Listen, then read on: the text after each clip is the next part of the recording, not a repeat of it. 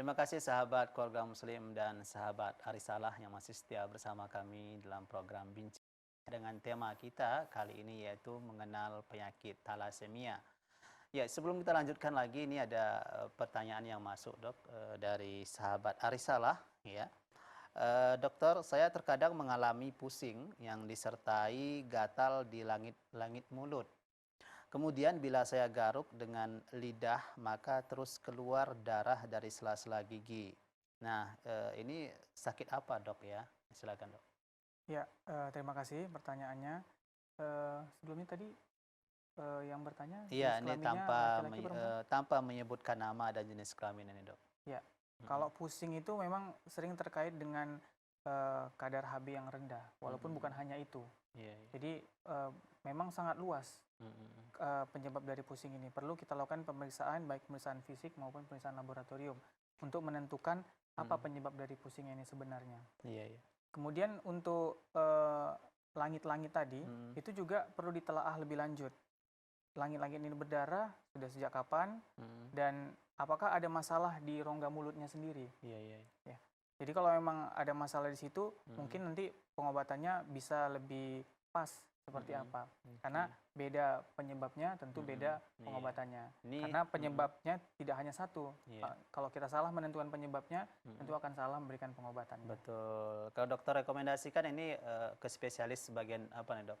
Kalau untuk bagian mulut, Mhm. bisa pertama berkonsultasi dulu mungkin ke bagian gigi dan mulut. Gigi dan mulut, iya, Iya, mhm. dilihat Oke. apakah ada masalah kesehatan Mhm. gusi atau Mhm. ada masalah di Iya. mukosa mulut. Itu Mhm. bisa dilihat lebih berkompeten di dokter gigi dan Oke. mulut. Ya, tapi kalau dikaitkan dengan thalassemia ini tidak ada gejala atau tanda-tanda seperti itu, Dok, ya? Iya, bisa tidak ada. Gatal di bagi langit-langit nggak ada, Dok, Nggak ya? ada. Oke. Ya, baik sahabat Gua Muslim dan sahabat Risalah mungkin, bagi, bertanya tadi bisalah, nanti ditanyakan kembali ke dokter spesialis bagian mulut dulu, Dok, ya, atau gigi seperti itu. Ya, kemudian kembali lagi, Dok, ke thalassemia. Nah, ini, dari kalau kita lihat, Dok, eee, apa namanya, dari gender seperti itu, ini apakah ada berpengaruh misalnya laki-laki lebih banyak yang mengalami seperti itu? Ya, kalau untuk thalassemia, Mhm, ini memang penyakit genetik, mhm, tapi penyakit genetik ini diturunkan tidak berdasarkan kromosom yang mempengaruhi jenis kelamin atau mhm, mhm. kromosom seks. Iya, Jadi iya. artinya laki-laki dan perempuan itu Mhm, resikonya hampir sama aja menderita mhm, thalassemia. mhm, Kecuali tadi penyakit yang kita sebutkan di awal tadi, mhm. penyakit hemofilia. Iya, Kalau iya. penyakit hemofilia, Mhm. itu memang ada kecenderungan hampir semuanya penderitanya adalah Laki, laki-laki. oke. Karena penurunannya itu Mhm. kromosom X. Iya, iya. Jadi ada beberapa penyakit seperti hemofili, Mhm, penyakit buta warna. mhm. Nah, itu juga hanya biasanya kebanyakan laki-laki yang menderita penyakit tersebut. Oke, iya. Nah, kemudian nih, Dok, dari sisi, makanan, minuman, kemudian juga, aktivitas olahraga, mengingat bahwasanya thalassemia ini tadi adalah ya, apa namanya, produksi sel darah merahnya juga ini tidak banyak. Apakah ini ada batasan juga bagi mereka dalam hal ini? Ya, jadi kalau untuk makanan, Mhm, sebenarnya kalau untuk pasien-pasien yang thalassemia minor tadi mhm, tentunya tidak ada batasan untuk makanan ya. Tapi kalau untuk pasien-pasien yang sudah rutin mendapatkan transfusi, mhm. tadi kita cerita sebelumnya Iya. ada resiko dia kelebihan zat besi. Jadi Mhm, makanannya terutama kita batasi asupan zat besinya. mhm, Seperti misalnya daging-dagingan, daging yang merah itu mhm, banyak mengandung zat besi. mhm. Terus minuman atau makanan yang mengandung vitamin C. Kenapa Oke. vitamin C? Karena vitamin C dapat mempermudah penyerapan zat besi. Seperti Mhm, itu. Jadi itu oke. makan makanan. Kalau untuk olahraga, sebenarnya dengan sendirinya pasien-pasien yang thalassemia mayor Mhm, itu karena kadar HB-nya rendah, tentunya dia akan mengalami keterbatasan dalam beraktivitas, mhm. termasuk beraktivitas olahraga. Jadi Olahraga. kalau untuk olahraga, mungkin untuk pasien-pasien yang thalassemia mayor, olahraga-olahraga ringan biasanya, ya Mhm, stretching oke, atau olahraga aerobik yang ringan saja. Tapi oke. kalau thalassemia minor, Mhm, biasanya tidak banyak terpengaruh untuk mhm. aktivitasnya. Oke, berarti olahraga seperti bola kaki, bola voli, ini mungkin terlalu berat bagi mereka seperti Ya, itu, Dok, ya? Oke. Nah, untuk daging merah ini tadi maksudnya ini seperti daging sapi, Dok Ya, ya, kerbau, kambing, kambing juga masuk, Dok ya, ya. Oke, selain ayam berarti, Dok ya, ya. ayam. Ayam itu nggak apa-apa karena Nggak apa-apa. ayam itu nggak begitu banyak zat besinya. Zat besi. Oke, kalau untuk sayuran sendiri ada nggak, Dok? Sayur sebenarnya Mhm, memang mengandung zat besi, mhm, seperti sayur-sayuran hijau atau yang warna agak beberapa yang merah ada. mhm. Tapi makanan yang mengandung zat besi dari sumber nabati Mhm. itu agak susah diserap. Beda dengan sumber yang hewani. Oh, seperti itu, Dok ya? Iya, kalau sumber Mhm, hewani lebih gampang diserap. Jadi mhm. kalau untuk sayur-sayuran sepertinya tidak banyak pembatasan. Oke. Iya. Baik, kemudian ini, Dok, pengobatan. Nah, ini apakah, bisa ya diobati 100% akan kembali normal atau hanya diterapi terus sampai seumur hidup? Ya, untuk talasemia Mhm, itu karena penyebabnya genetik lagi-lagi. mhm. Jadi sampai saat ini belum bisa diobati secara tuntas. Iya. Hanya bisa dipertahankan kadar Hb atau hemoglobinnya Mhm. dengan cara transfusi darah dan pemberian obat-obat yang pengikat zat besi tadi. Oke. Tapi memang seperti saya cerita sebelumnya tadi sempat ada Mhm, beberapa penelitian-penelitian mhm. yang dilakukan untuk Iya. menyembuhkan penyakit ini. Salah satunya dilakukan transplantasi Mhm, sumsum tulang mhm, dari keluarga-keluarga yang atau kerabat yang memiliki mhm, kedekatan secara genetik bisa didonorkan. mhm. Dan juga yang belakangan ini juga Iya. ada penelitian dari India, Mhm, itu mereka mentransplantasikan dari plasenta dia sendiri. Itu mhm. baru Iya, iya, satu yang iya. berhasil Oke. seperti itu.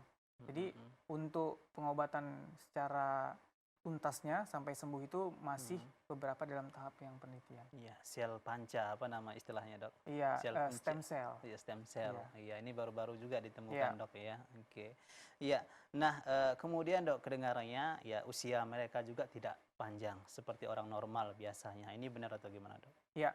Terutama untuk talasemia yang Mhm, mayor, memang rata-rata angka harapan hidupnya tidak begitu panjang ya, hanya mhm. usia belasan sampai sekitar 20-an. Iya, iya. Tapi ya itu biasanya hanya perkiraan. Kalau untuk usia sendiri, memang itu hak dari Allah Iya, sendiri. betul. Oke, dokter hanya bisa ya berdasarkan penelitiannya, mungkin prediksinya seperti ini gitu, Dok Ya, ya. Jadi mungkin saja ada yang bisa lebih seperti itu, Dok ya. Walaupun memang banyak mungkin didapati ketika remaja usia 20 ini meninggal dunia meninggal. seperti itu, Dok ya. Ya, tapi kita sangat berharap sekali ya para medis, para dokter terus melakukan penelitian sehingga menemukan obat-obat atau solusi ya bagi talasemia ini, Dok ya. Oke, terakhir nih, Dok, ada pertanyaan seputar apakah ini mitos atau fakta, Dok ya, yang beredar ya. Ada sebuah pernyataan cenderung ya talasemia ini diderita oleh masyarakat yang miskin dan rendah pendidikan. Ini mitos atau fakta? Ini tentunya mitos ya. Mitos, ya. Jadi ini penyakitnya penyakit turunan. Jadi Mhm, siapapun mhm. bisa. Iya, iya, Mau iya. dari ras, jenis kelamin, tingkat Mhm. ekonomi apapun itu bisa terkena pasien talasemia. Ini bukan gizi buruk, Dok ya. Iya, walaupun Oke. nanti salah satu klinisnya bisa jadi gizi buruk. Ya, Oke. jadi tidak terpengaruh terhadap tingkat sosial ekonomi. Oke, berarti orang yang kaya juga, kaya raya juga bisa terkena, Dok ya? Bisa. Bisa, oke. Ya, kemudian nih, Dok, ini mungkin tadi sudah dijelaskan dokter, tapi tidak masalah. Pasangan pembawa talasemia akan selalu memiliki anak talasemia. Ya, Mhm, tergantung tadi ya, iya, mhm, dia talasemia yang mana dan mhm, dia menikah dengan gen yang seperti apa. betul, mhm, Kalau dia pasien kedua-dua pasangan ini talasemia yang minor, mhm, itu ada kemungkinan 25% anaknya talasemia mayor. mhm, iya, Apalagi yang talasemia mayor menikah mhm, dengan yang minor. mhm, Apalagi yang kedua-duanya mayor. Kalau kedua-duanya mayor, maka ini secara teori yang kita pelajari mhm, 100% anaknya akan talasemia mayor juga.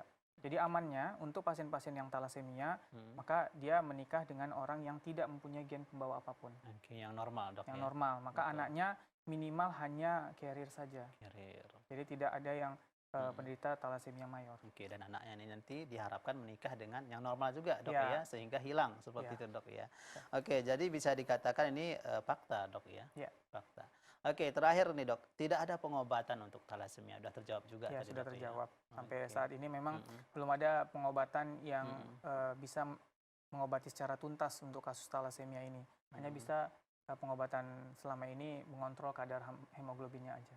Oke. Iya, itu sahabat keluarga muslim ya dan sahabat Arisalah yang muliakan Allah dimanapun Anda berada. Nah, udah hampir nih Dok, kita hampir 60 menit kita bersama ya berbicara tentang thalassemia. Namun sebelum kita berpisah dengan sahabat keluarga muslim, mungkin dokter bisa memberikan tips atau pesan bagi mereka yang terkena thalassemia. Silakan Dok. Ya, terima kasih. Untuk sahabat-sahabatku, untuk saudara-saudaraku penderita thalassemia, yakinlah apapun yang sudah ditakdirkan Allah itu yang terbaik untuk kita. Walaupun kita menderita sakit apapun, ada hikmah di balik itu. Yakinlah itu, mungkin itu yang bisa saya. Oke, iya. Kemudian jangan lupa untuk pencegahannya bagi kita yang normal Dok ya, tidak terkena thalassemia seperti itu. Salah satunya adalah dengan screening atau tes darah sebelum nikah Dok Iya. ya, apakah ini terkena thalassemia atau tidak. Ini sangat penting sekali Dok ya. Oke.